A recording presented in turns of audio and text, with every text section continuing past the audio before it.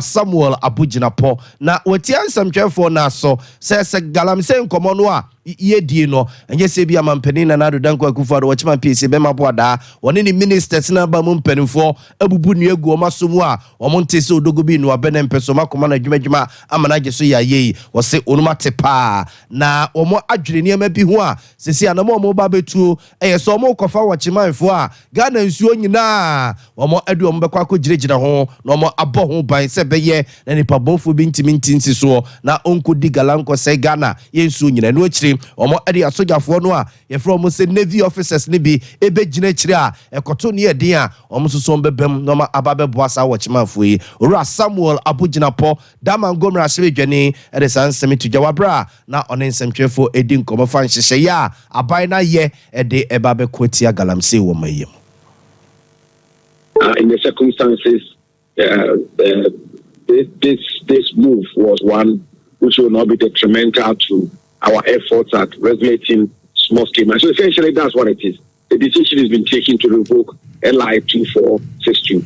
The fight against illegal mining has been ongoing, and that this government, for the past 7 years, I would say that no government has fought this menace as much as Akufo-Addo's government has done. We all know that illegal small-scale mining has been with us for many years. And when the president gave his inaugural address on 7th January 2017, a greater part of his speech focused on the issue of illegal small-scale mining. That definitely presupposes that illegal small-scale mining was a major problem. Felt that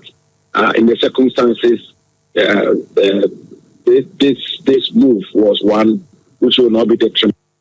Observe we am Rasmi Jenny or Rasmi Fima this year what Damangua to Pesua so Sasu Swafua or show Maye Yen Cinema do dear ones and some so you Samuel Abujinapo and a yetaining Kening and I and Shishaya abino ede babi guakum no de aso galamse ano anana obobo so kakra ede akire ye no ye to aso yegusua ede mo ewo galamse nsensem no mum na SD asaforo de atodwa se galamse no aye ka ho asem sa no enye se be nsu aye no monko a o sese ama sese asubokora no ho aye dene ede amansore nsore no se ja obi ba Kristo mo foforo sa do a na oba be ya bode foforo a eyire so paso se denia ege ebebo na su na omobo na su sese no Ghana nsuo nyina sei akwakoya ateche nko a entidipa no a waba be fa nyame foforo no a waba ya abode foforo a wo bebo na su no atechem ena ade na kwako wura na so dem obesi wonu mu biu etiazi asafo na chese sei ama subokra no aye dene ede amansore nsore no a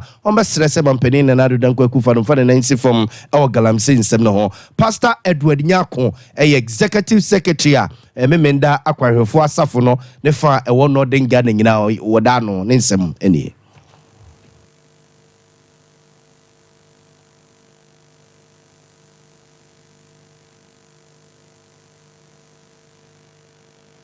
1,000 in rivers, but nowadays all the water bodies, Galamsey has come to destroy all the water bodies.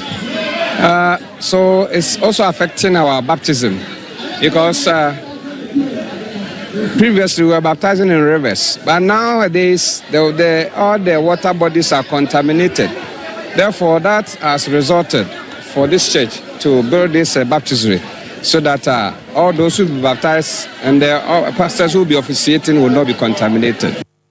I was on to a executive secretary of the Northern Ghana Union, Seventh Day Adventist Church, Pastor Edward Nyako, and Yetin in car or church in Simuno. See, I must say, Cradi Asafono, one more Bomodia, Yomusu Munsu.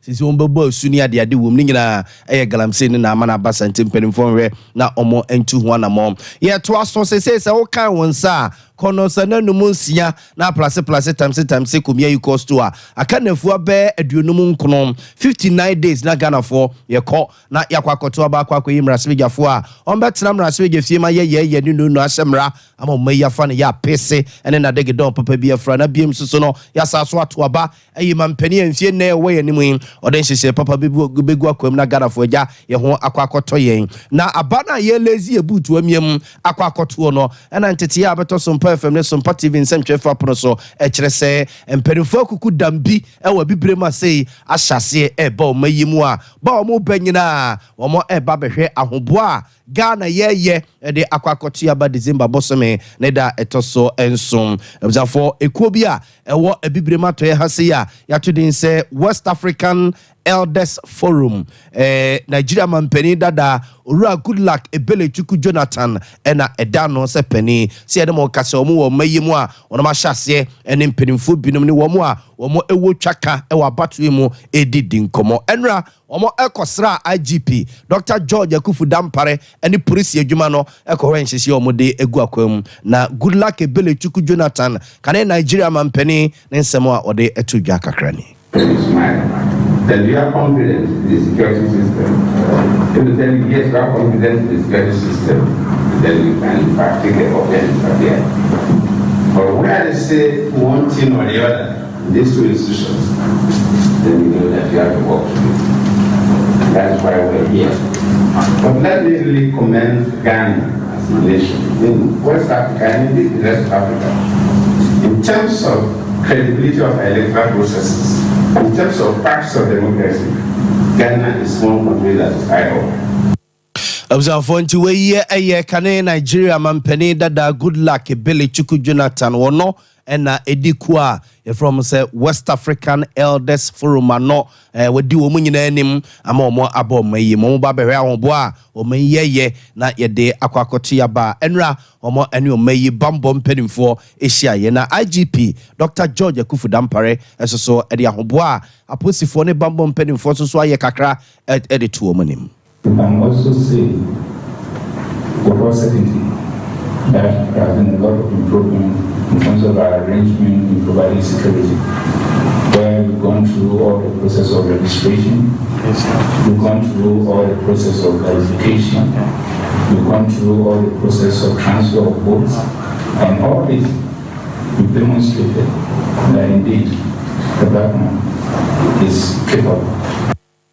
Observe nti we Dr. George Akufu Dampare IGP ena yetene nka no nti ebibrema se mpenimfo akese a womo aba mayimu eba behwa hobo oman no yeye ede akwakoto ya ba December bosomene de to so nso no mu ena na obobon hihye so kakra ede akire wo mu no ye to aso yeguso ademu abatu no mu na sofo pani a woda Open Arms Ministries ya no ewo Kumasi North Central so brother Saki eno de atugya se so hepetete kremu a afia bato no endane mampeni dada John Dramani Mahama na kwambia so otwedi amponya nkrompon hata mununkum achi otuturubu nso tonso ba wi obotantimo a ode gya fa dum ne mununkum gide matata osaso de o minus ne nsebio no abedi o mayimu animu de yakọ bosha asase so brother Saki e de sansemi to jawabra na obobo eniema otwedi amponya nkrompon ada ne didi akire no afa o mayi ho eni abato aye kwakoto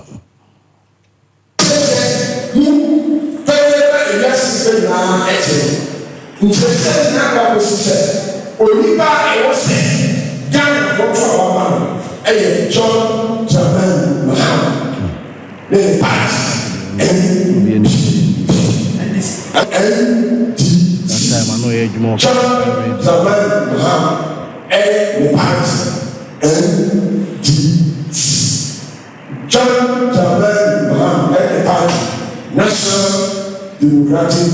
Congress. Observe nti we brother Saki eni etene nke Open Arms Ministries of Penny ena obobon Samson mame Samira Baumia esoso se ene mo kase ode na probo aba be pia santemanta ma se ya oba be ton ni kunu ene ni so de hunu ni tirimo pone nhyehyeye ede akire adehia e wa santema mo se beyo na December bosum ne de toso so abato no ye betu no bum ede amani kunu amana aba be di wo mayi animu na mame Samira Baumia de na probo akwakopi offense south abato mpesua so a nzongo a wo offense south no wone adehia ne edidi nkoma na hono wo kire se adwuma ni kunu ene ne boss Danado Danko Akufa ne MPP aban ye ede ama adehia wo nzongo ni asantemam no ode ugide wa rehemu se afia bato no asanteman ebehye ni kunu ne munyam no ma hye MPP amanyuku no so ene munyam a Samira Baumia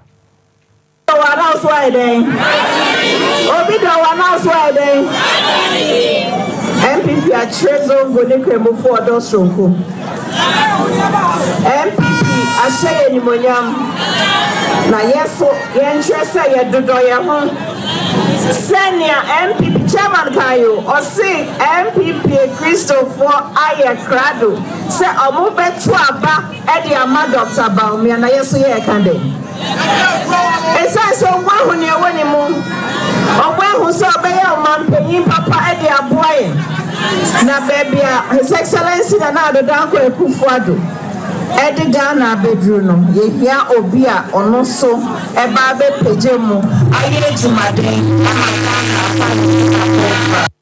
I was your former Miss Samira Baumia Ghani about penny or tossum, you know, any attending can annoy him Raswig and your woman Raswig film, and my this year war fence out about Tom Persia honorable or say ya poku as so a sekakra at the Echena this year. And then, that also our from mine, offense from mine, and they said, Lamia Duma,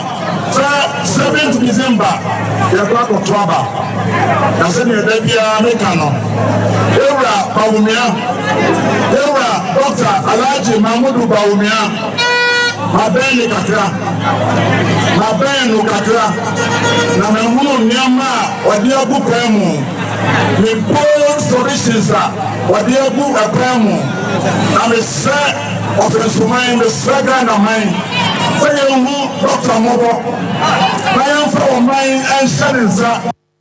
I was on for NPP Raswig Jenny or woman Raswig Fima this year war offensive south about Tom Persia honorable or say ya puku and not yet no and Kentenra, my Miss Samira Baumiana Proba or the BPA Santamantama say offensive south about Tom Persia so eco bontua and not or the San Semi etuga. You go saw the Muaman Simum ora a ye kwame usu danso no Sarmane seki udi Jumaya me and we be aneja or ye be a jabosmin son penny for your home no pekakram and maja or the aquaco bako homa. Say era Alan Kujochina Martin, you know, so me canoho na onye ni tua pemua on no ebe prafi man penny ejana kwamo usudan so e de atuga se on tiase ne the NTMPP ni NDC for se telia omugusu a e preso mayi yemfa ensure mon semfie dua sam yenu ni 32 years NMPP ene NDC o medi o mayi so ene ene de ye hunu yi enti omo pepa ba be pedie bio a eno nti omo ekọ ho ntintini omo ye campaign dike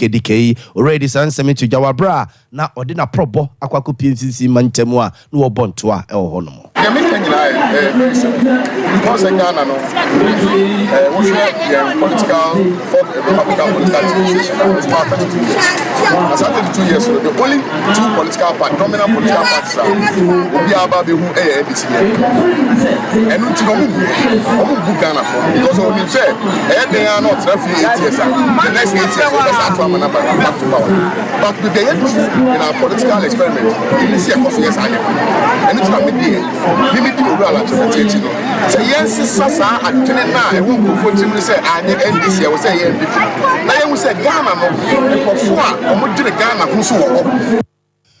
Observe to way a ora kwame ousu dan sodo na sanama ne se ke odi wono ene ne yura lanko jochira matin kabum na chese afima mpani adwa no wo mo apre ede ama movement for change eku no yento aso na yemfa mfra manyosemo na yemfa mo enko ensemfufrum na de hia wo mote eye konfo bedu krume ben kase ewo eye asoka abaton pesu aso de atuga se sebe mpredua se bebia wo mo ebegya wo mo na ekura no edene ede ema wo ntombesre empenifo akabie wum omomrase be dwani oma bankrate pani ene mpenifo a eja wo mo kabie wum wasokwa ene ne kase ne mpotemu so mo ntwo mani mehwe wum na brede wo mo ebribi pa se da sene ade bia wo se ne nsakabie ama nani kanani gie e wona setine mabo mo sa ade e ha dwene wo mo se sebe toilet bebi o mu jo mo nan no edene ede ma mo no mukaso musi o maya no mo so jai yese we no bugu so enyi no say de o mo eyisi no o mato aso no munye ni na we de high pa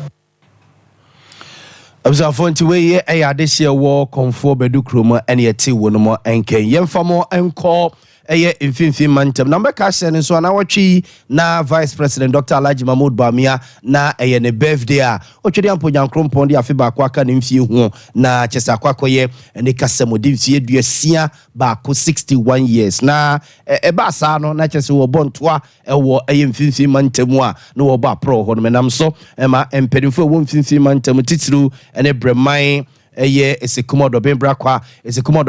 baton pesu so breman brakwa wo mo aye house screening de ama adesia ewo empotem honomo owura eye Lawrence Sian ene ya bankrach pani ho honomo o chechiri mu senti omutu sana mo Dr. Alhaji Mahmoud Bawumia na woda suwa odi ewo kana fanaina Osega udaro tuteasi na mfada Ewe isanfo kakosumi Emida ame esifo aya sorry Ene ame Christopher so aya sorry Esai apuke kamijabiti Ame yade ame omanfusume kitako Na mfusu ashede Ya apuke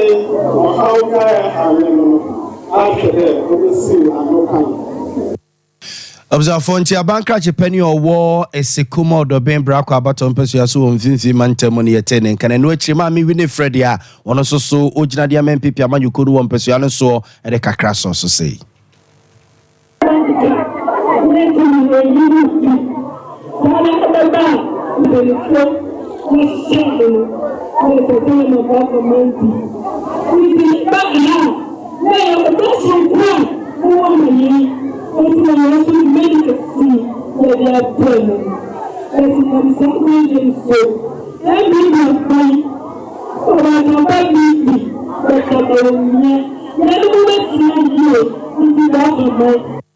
Observe esekumodo ben brako abaton pesu aso ena yeko ye gina wisuna no pay nsemo e baba no de babeso mo yemfa monsia ne sorry na omahene nsa so ntrase bio emfa de ache bi adwumade ento amoso OCP Ghana Limited for ne yeda wo mase fertilizer papa ano ohie mansen agye atum na obi bia de wudia bia ena sese obi ade pete ne no ba yeso eno no ese ubenya bi ebi etonto agrochemicals ye manyina ubenya bi ato ne fa kopete no ba ne so say ye bru say ye nto say meku say bin say ye mo na wudua no fa pete so na bon say afi ukua no a wo ye na esan say de OCP na pete no ba ye ne so nti no ebe bradwene na ntiase so 0555909437 0555909437 and impedimfo any home komo mede ade nana ya obo amale bia boga no pay akosia somua David Chane and ranted ma ba one we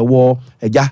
Sompa FM Sompa TV technical room ne bo mi chidoma no pay e ma ba bia wo bia ni timi ba ye ba besum no pay so no ya saso amoache a bia